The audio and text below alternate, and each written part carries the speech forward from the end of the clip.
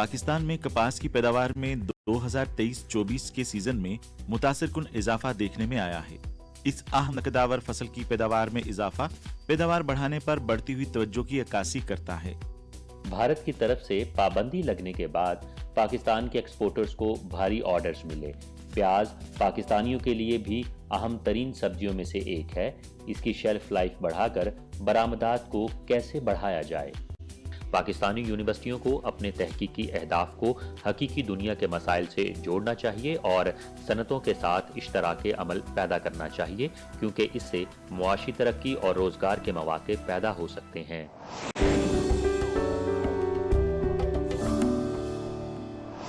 मोहतरम नाज़रीन, अस्सलामु अलैकुम।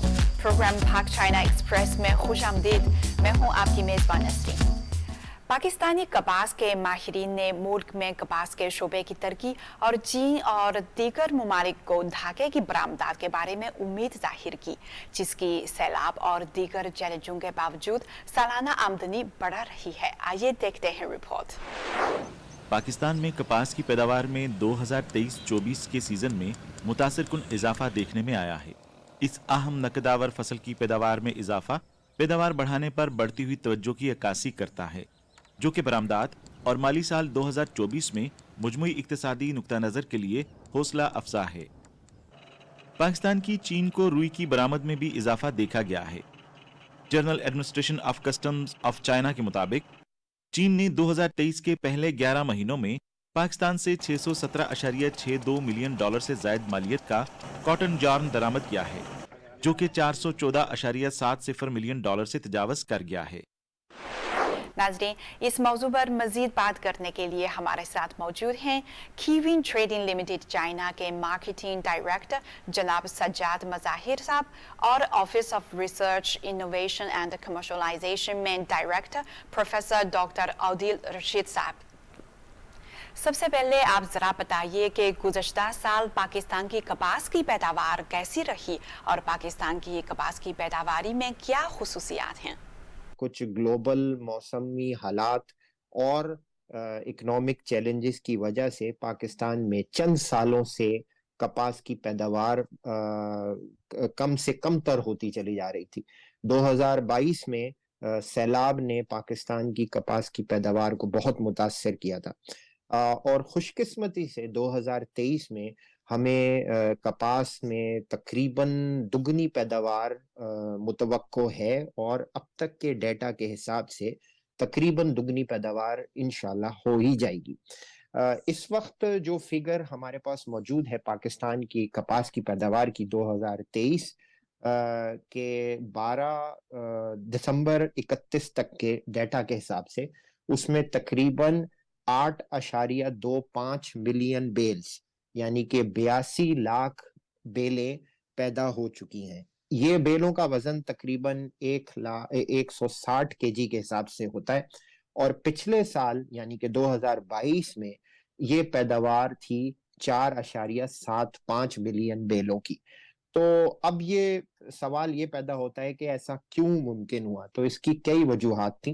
पहली वजह ये थी कि पाकिस्तान में कपास का जो बीज इंतखाब किया गया पैदावार के लिए वो एक अच्छा बीज था, जिसने जो जुनूबी हिस्से हैं खुसूसन सिंध और बलूचिस्तान में पैदावार को बहुत बढ़ाया। लेकिन इस साल जो है वो इस वजह से भी हमें बहुत फायदा मिला, मौसम ने कपास को सपोर्ट किया। तो तकरीबन आप देखेंगे 8.5 मिलियन या 8.4 मिलियन बेल पूरे सीजन में। जनाब, आप जरा बताइए कि पाकिस्तानी कॉटन की पैदावार के क्या एडवांटेजेस हैं? पाकिस्तान की जो कॉटन है वो मैक्सिकन कॉटन के साथ कंपैरिजन में बहुत अच्छी है। इसका फाइबर जो है वो कॉटन वीविंग में बहुत आला क्वालिटी का है। खास तौर पे वुलन जो गर्म कपड़ा इस कॉटन से बनाया जाता है वो बहुत अच्छा है। फिर इसमें पोस्ट हार्वेस्ट मैनेजमेंट बहुत इजी है, यानी कि इस कॉटन जो खेतों से तोड़ने के बाद जब हम इसको स्टोर करते हैं, ट्रांसपोर्ट करते हैं, तो इसके ऊपर किसी किस्म का कीड़ा वगैरह नहीं लगता या इसके चांसेस बहुत कम है। तो इसकी शेल्फ लाइफ भी काफी अच्छी है। تو ایکسپورٹ پوائنٹ آف ویو سے یہ چیز سے یہ پوائنٹس جو ہیں وہ بہت اعلیٰ کوالٹی کی کاٹن میں پائے جاتے ہیں، اور خوش قسمتی سے پاکستان کی کاٹن جو ہے ان سٹینڈرڈز کو میٹ کرتی ہے۔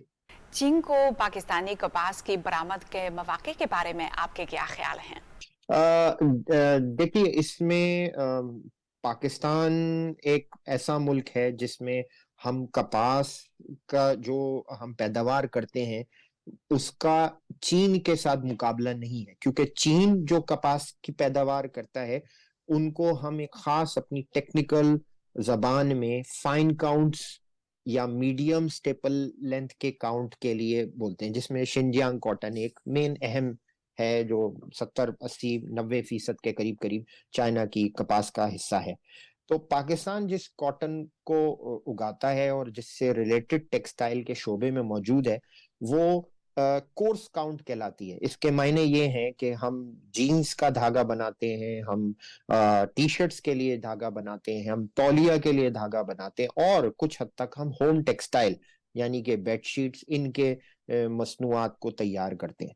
تو اگر آپ اس میں دونوں کو کمپیئر کریں تو پاکستان چائنا کے لیے ایک ایسی انڈسٹری کو فروغ دے رہا ہے جس کو چائنا کے گارمنٹ یا ہوم ٹیکسٹائل یا ٹیکسٹائل میڈ اپس کے شعبے، ان کو ہمارے اس دھاگے اور معیاری مصنوعات کی ضرورت ہے، کیونکہ جو ہم پاکستان میں کپاس گرو کر رہے ہیں اور اس سے جو چیزیں بنا رہے ہیں اسپیشلی دھاگا اور کپڑا، وہ دنیا میں کہیں اور میسر نہیں ہے ان مناسب قیمتوں پہ۔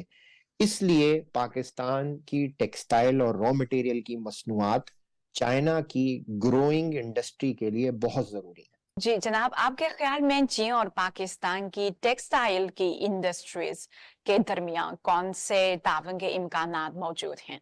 چائنا کی جو ٹیکسٹائل کی مشینری ہے وہ بہت اپ ڈیٹڈ اور اسٹیٹ آف دا آرٹ ہے، اور چائنا میں جو انرجی ہے وہ بہت چیپ ہے ایز کمپیئر ٹو پاکستان میں جو ٹیکسٹائل مینوفیکچرنگ ہے وہ بہت کاسٹلی ہے۔ ہمارا جو ہے وہ 13 سینٹ پر یونٹ جو ہے وہ تقریباً اخراجات ہیں الیکٹریسٹی کے، یہ انرجی کے۔ اس کو اگر ہم ریڈیوس کر کے، اور جو کہ ابھی حکومت نے اس ڈائریکشن میں قدم اٹھایا ہے کہ اس کو 9 سینٹ پہ لا رہی ہے، اور اگر یہ 9 سینٹ پر یہ انرجی آ جاتی ہے تو چائنا اور پاکستان جوائنٹ کاٹن ٹیکسٹائل کی انڈسٹری میں بہت پروموٹ کر سکتے ہیں، کیونکہ ہمارا جو مین پاور ہے وہ بہت سکلڈ ہے، ہماری لیبر جو ہے کاٹن اور ٹیکسٹائل کو ہینڈل کرنے میں بہت ایکسپرٹ ہے۔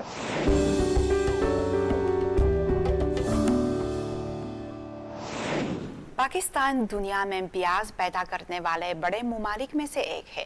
دسمبر 2023 میں جب بھارت نے پیاز کی برآمدات پر پابندی عائد کی تو پاکستان کو پیاز برآمد کرنے کا موقع فراہم کیا گیا۔ تاہم ایسا لگتا ہے کہ پاکستان کو پیاز کی برآمد میں بھی کچھ مسائل کا سامنا ہے۔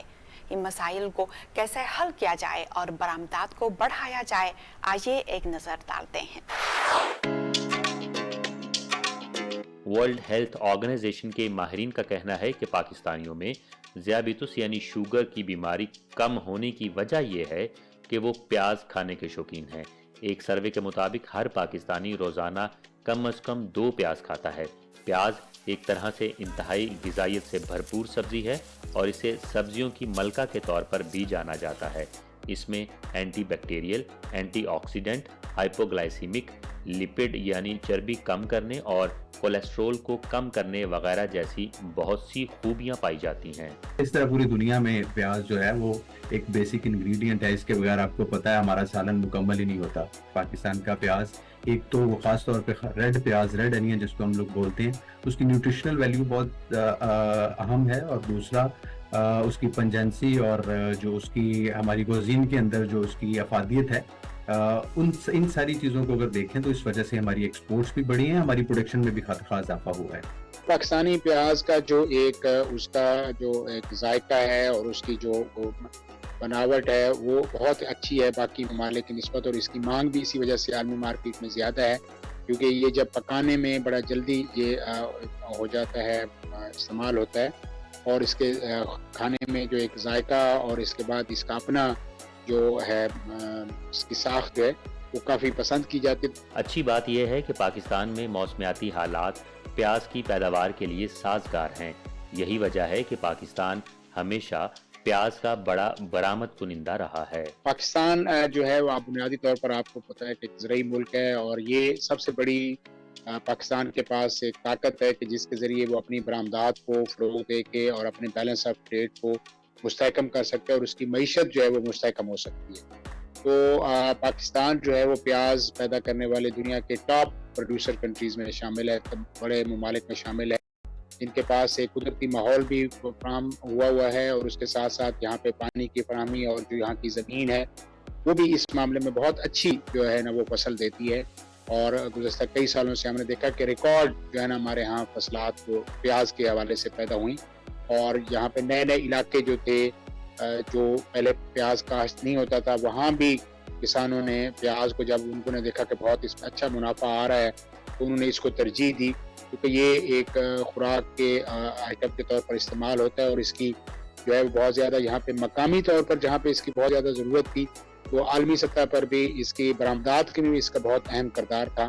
وہ خشک پیاز جو ہے اس کی متحدہ عرب امارات میں اور باقی جو افریقن کنٹریز میں اس کی بڑی اچھی مانگ تھی۔ بھارت کی طرف سے پابندی لگنے کے بعد پاکستان کے ایکسپورٹرز کو پیاز برآمد کرنے کے بھاری آرڈرز ملے۔ بہت ساری ہارٹیکلچر پروڈکٹس کے اندر پاکستان کا کمپٹیشن بھارت کے ساتھ رہا ہے۔ اس میں صرف یہی عرض کروں گا کہ اگر یہ پابندی ہٹتی ہے، بھارت اگر اپنا پیاز ایکسپورٹ سٹارٹ کر دیتا ہے، تو پاکستان کو بہت زیادہ اس کے اوپر محنت کرنے کی ضرورت ہے، خاص طور پہ ہماری جو پروڈکٹ کی پریزنٹیشن ہے، اور جو پیاز کی جو ہائی اینڈ مارکیٹ کے اندر جب امپورٹس ہوتی ہیں تو وہ اس کا کمپٹیشن جو ہے وہ خاص طور پہ بھارت کے پیاز کے ساتھ، اور اس میں خاص طور پہ جو اس کی کاسٹ آف پروڈکشن ہے اس کے اوپر دھیان دینے کی ہمیں ضرورت ہے، تاکہ ہم لوگ کمپیٹیٹیو کر سکیں اپنی پروڈکٹ کو ہائی اینڈ مارکیٹ کے اندر۔ اس میں کوئی شک نہیں کہ پیاز کی برآمدات کو بھی کچھ مسائل کا سامنا ہے، جیسا کہ مقامی سطح پر قیمتوں میں بڑا اضافہ اور پیاز کی شیلف لائف کو بڑھانے کا مسئلہ۔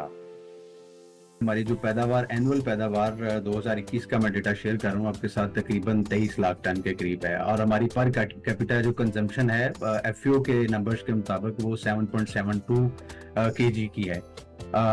پاکستان میں عام طور پہ پیاز کو دو طرح سے سٹور کیا جاتا ہے یا اس کو ذخیرہ کیا جاتا ہے۔ نمبر ایک ہوتا ایسے ہے کہ جب پیاز ہارویسٹ ہو جاتا ہے تو جو فارمنگ کمیونٹی یا فارمرز ہیں وہ اپنی جو فارم لینڈ ہے یا فارم ہاؤسز ہیں وہاں پہ اس کو جو شیڈز ہیں اس کے نیچے اس کو سٹور کر لیتے ہیں۔ ایکچولی ان کا پرپز ہوتا ہے شارٹ ٹرم اس کو یوٹیلائزیشن کے لیے وہ رکھتے ہیں، کیونکہ انہوں نے نیکسٹ ایئر سیڈ کے لیے بھی کچھ پریزرو کرنا ہوتا ہے اور کچھ ہاؤس ہولڈ کے لیے وہ رکھ لیتے ہیں، اور جو نیئر بائی کمیونٹیز ہوتی ہیں ان کو سپلائی کرنے کے لیے یا ڈومیسٹک مارکیٹ کو سپلائی کرنے کے لیے جو پیاز رکھا جاتا ہے اس کو وہ نیئر بائی پلیسز میں سپلائی کرنے کے لیے اپنے فارم ہاؤسز پہ سٹور کر لیتے ہیں۔ دوسرا ہمارے کولڈ سٹوریجز کے اندر سٹور کیا جاتا ہے، اور کولڈ سٹوریجز کے اندر اب آپ کو پتہ ہے جو ٹمپریچر ہے وہ کنٹرولڈ ہوتا ہے، اس کا ایکسکلوسیو یوز اس پروڈکٹ کے لیے ہوتا ہے، اور اس کنٹرول ٹمپریچر میں جو پیاز رکھا جاتا ہے اس کو بعد میں پھر ایکسپورٹ بھی کیا جاتا ہے، اور ٹائم کے ساتھ ساتھ وہاں سے پروڈکٹ نکالی جاتی ہے اور ایکسپورٹ پرپز کے لیے استعمال کی جاتی ہے۔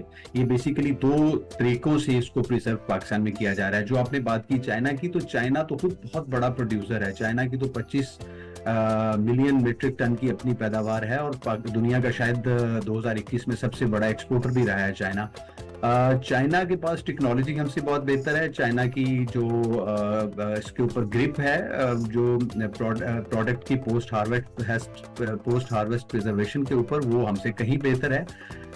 یس، میں یہاں پہ یہ کہوں گا کہ چائنا کے ساتھ مل کے ہم اپنی پیاز کی جو پوسٹ ہارویسٹ پریزرویشنز ہیں یا جو کولڈ سٹوریج یا سٹوریج کے معاملات ہیں ان کو مزید بہتر کر سکتے ہیں۔ اگر پاکستان میں پیاز کو محفوظ کرنے کی جو ٹیکنالوجی کو امپروو کیا جائے، مزید اچھے بیج جو ہے وہ استعمال کیے جائیں، تو میں سمجھتا ہوں کہ نہ صرف چین کو اس کا بہت اچھا فائدہ مل سکتا ہے کہ پاکستان سے وہ جو ہے پیاز کی جو ہے وہ درآمد کر سکتا ہے، اور پاکستان کے کسان کو بھی مقامی سطح پر بھی اور دوسرے ممالک کو بھی ایکسپورٹ کرنے کے لیے میں سمجھتا ہوں کہ ایک بہت اچھا مواقع مل جائیں گے کہ اگر وہ پیاز کو محفوظ کرنے کی جو جدید ٹیکنالوجی میں چائنا ان کے ساتھ اگر ہاتھ بڑھائے تو۔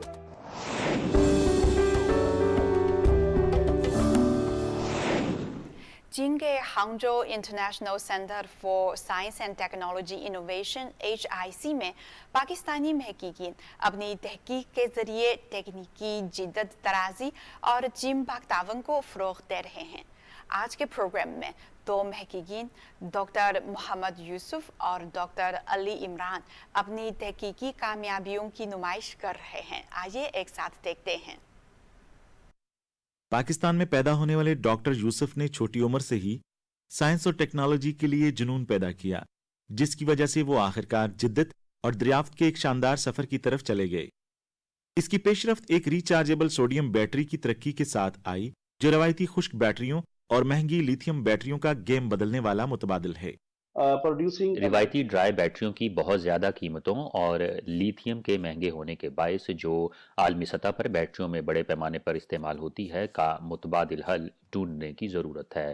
سوڈیم جو وافر مقدار اور کم لاگت پر موجود ہے، ایک قابل عمل آپشن کے طور پر بہت سکوپ رکھتا ہے۔ سوڈیم پر مبنی ٹیکنالوجی کے ساتھ ہماری ریچارجیبل بیٹری 30 سے 40% تک لاگت کو کم کر سکتی ہے۔ یہ بیٹری ناقابل یقین حد تک تیز رفتار چارجنگ کی صلاحیتوں اور غیر معمولی طور پر لانگ لائف کی حامل ہے۔ بہتر ڈسچارج ریٹ اور طویل لائف اسے موبائل، لیپ ٹاپس، الیکٹرانک کاروں اور الیکٹرک بائکس سمیت ایسی ایپلیکیشنز کی ایک وسیع رینج کے لیے موزوں بناتی ہے۔ ہمارا مقصد 400 سے 500 کلومیٹر فاصلے کے لیے الیکٹرک گاڑیوں کو انرجی فراہم کرنے والی بیٹری ڈیزائن کر کے طویل سفر میں انقلاب لانا ہے، جو اس میدان میں ایک اہم کامیابی ہے۔ ہماری ٹیم نے اپنی بیٹری ٹیکنالوجی کو کمرشلائز کرنے میں اہم پیش رفت کی ہے۔ ہم اپنی بیٹری کو پہلے ہی چینی مارکیٹ میں متعارف کرا چکے ہیں۔ چین میں چیجیانگ یونیورسٹی کے Hangzhou global innovation and technology center کے ایک اور ممتاز پاکستانی محقق ڈاکٹر علی عمران نے گیٹ لیس امیج سینسرز پر اپنے اہم کام کے ساتھ آپٹو الیکٹرانک آلات میں ایک انقلابی پیش رفت کی ہے۔ پاکستان میں پیدا ہونے والے ڈاکٹر عمران کے ناقابل تسخیر تجسس اور سائنسی دریافت کے جذبے نے انہیں امیجنگ ٹیکنالوجی میں جدید ترین ترقیوں میں سب سے آگے بڑھایا۔ گیٹ لیس امیج سینسر، جو امیج سینسر کے بنیادی یونٹ کے طور پر کام کرتا ہے، غیر معمولی کارکردگی کا مظاہرہ کرتا ہے، اور یہ تجارتی طور پر دستیاب متبادل کے مقابلے میں 10 گنا زیادہ بہتر کارکردگی کا حامل ہے۔ اس کا براڈ بینڈ اس قدر اچھے معیار کا ہے کہ یہ رات کے وقت انفرا ریڈ ریجنز میں، دن کی روشنی میں اور یہاں تک کہ شدید یووی شعاؤں والے ریجنز میں بھی تصاویر بنا سکتا ہے۔ ان سینسرز کی ممکنہ ایپلیکیشنز خود مختار گاڑیوں کے لیے الٹرا وائلٹ امیجنگ سے لے کر جدید میڈیکل امیجنگ ڈیوائسز تک کو ڈیولپ کرنے کی صلاحیت رکھتی ہیں۔ ہماری ٹیم کا مقصد پکسلز کی تعداد کو بڑھانا اور ٹیکنالوجی کو بہتر بنانا ہے۔ ہم عملی ایپلیکیشنز کے لیے گیٹ لیس امیج سینسرز کو استعمال میں لانے کے لیے مختلف کمپنیوں کے ساتھ روابط استوار کرنے کی بھی کوشش کر رہے ہیں۔ برآمدی اور مقامی کھپت کے لحاظ سے اس میں دونوں مارکیٹس کے لیے بے پناہ امکانات موجود ہیں، کیونکہ چین فی الحال اپنی مقامی اسمبلی کی صلاحیتوں کے باوجود امپورٹڈ امیج سینسرز پر بہت زیادہ انحصار کرتا ہے۔ میرا حتمی مقصد سینسر کو مارکیٹ میں لانا اور مستقبل کی تحقیق اور ترقی میں رہنمائی کے لیے صارف کی قیمتی آراء اکٹھا کرنا ہے۔ دونوں محققین نے چین میں تحقیق کرنے میں ملنے والے تعاون کے لیے شکریہ ادا کیا۔ چین میں تحقیقی ماحول بالخصوص تعلیمی حصول کے لیے بہترین ہے۔ چینی عوام خاص طور پر پاکستانی طلباء کے لیے ناقابل یقین حد تک معاون ہیں۔ اگر ہمیں کوئی مسئلہ درپیش ہوتا ہے تو وہ فوراً معاونت کرتے ہیں۔ پاکستانی ہونے کے ناطے چین کے ساتھ ہمارے مضبوط تعلقات کی وجہ سے ہمیں چین میں بہت عزت ملتی ہے۔ یہ احترام نہ صرف یونیورسٹیوں کے اندر بلکہ روزمرہ کے معاملات جیسے کہ سپر مارکیٹوں یا شاپنگ مالز میں بھی موجود ہے۔ مجموعی طور پر میں سمجھتا ہوں کہ چین پاکستانیوں کے لیے انتہائی سازگار ماحول فراہم کرتا ہے۔ اگر آپ تازہ ترین سروے دیکھیں تو آپ کو پتہ چلے گا کہ چین دنیا کے کسی بھی ملک کے مقابلے میں سب سے زیادہ ریسرچ پیپرز شائع کر رہا ہے، تحقیق کے لیے سب سے زیادہ فنڈز فراہم کر رہا ہے اور سب سے زیادہ اسکالرشپس بھی دے رہا ہے۔ ہم نے چین کی جدید سہولیات، سیمی کنڈکٹر ریسرچ اور فیبریکیشن میں مہارت، مقامی طور پر تیار کردہ آلات اور آسانی سے قابل رسائی بنیادی مواد سے بھی بہت فائدہ اٹھایا ہے، جس نے ہماری ترقی کو نمایاں طور پر تیز کیا ہے۔ ان پاکستانی محققین کا کام نہ صرف تکنیکی اختراع میں حصہ ڈالتا ہے بلکہ چین اور پاکستان کے درمیان تعاون کے نئے مواقع بھی فراہم کرتا ہے۔ پاکستان اور دنیا بھر میں پیدا ہونے والی توانائی اور بجلی بنیادی طور پر تیل، گیس اور کوئلے پر انحصار کرتی ہے، جس سے بہت زیادہ آلودگی پیدا ہوتی ہے اور ان محدود وسائل میں تیزی سے کمی واقع ہوتی ہے۔ سولر سیلز، ہوا سے پیدا ہونے والی بجلی اور پن بجلی مستقبل ہیں۔ ان گرین پروجیکٹس کی حوصلہ افزائی کرنے کے لیے قابل تجدید توانائی کو طویل مدت تک ذخیرہ کرنے والی سستی بیٹریاں تیار کرنے پر توجہ مرکوز کرنی چاہیے۔ اگلے مرحلے میں میں سی پیک منصوبے کے توانائی کے شعبے میں شامل ہونا چاہتا ہوں اور نئی توانائی کی بیٹریوں کی تحقیق اور ترقی میں پاکستانی یونیورسٹیوں کے ساتھ تعاون کرنا چاہتا ہوں۔ چین میں تحقیق اور صنعت کے درمیان موجود گہرے تعلق کے باعث محققین اپنے اہداف کی جانب تیزی سے بڑھ رہے ہیں۔ اس لیے میں فکر مند ہوں کہ پاکستان میں عملی اطلاع کے بغیر نظریاتی تحقیق پر توجہ دی جاتی ہے۔ پاکستانی یونیورسٹیوں کو اپنے تحقیقی اہداف کو حقیقی دنیا کے مسائل سے جوڑنا چاہیے اور صنعتوں کے ساتھ اشتراک عمل پیدا کرنا چاہیے، کیونکہ اس سے معاشی ترقی اور روزگار کے مواقع پیدا ہو سکتے ہیں۔ ایک پاکستانی کے طور پر میں اپنے ملک میں ریسرچ کی ترقی کے لیے پرعزم ہوں۔ میں چینی اور پاکستانی یونیورسٹیوں کے درمیان مختلف سطحوں پر تعاون کی پرزور حمایت کرتا ہوں۔ چینی پروفیسروں کی موجودگی میں ان سے باقاعدہ ملاقاتیں نئے خیالات اور سرپرستی مہیا کرتی ہیں۔ اس طرح کے تعاون کو فروغ دے کر ہم ایک ایسا ماحول بنا سکتے ہیں جو جدت کے ساتھ ساتھ پاکستان میں تحقیق کے میدان میں پیش رفت کو تیز کرے۔ ناظرین، پروگرام پاک چائنا ایکسپریس دیکھنے کا بہت شکریہ۔ اگلی دفعہ ملیں گے۔ خدا حافظ۔